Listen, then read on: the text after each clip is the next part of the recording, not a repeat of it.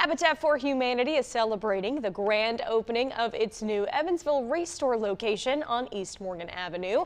A ribbon-cutting ceremony was held this morning for that grand opening.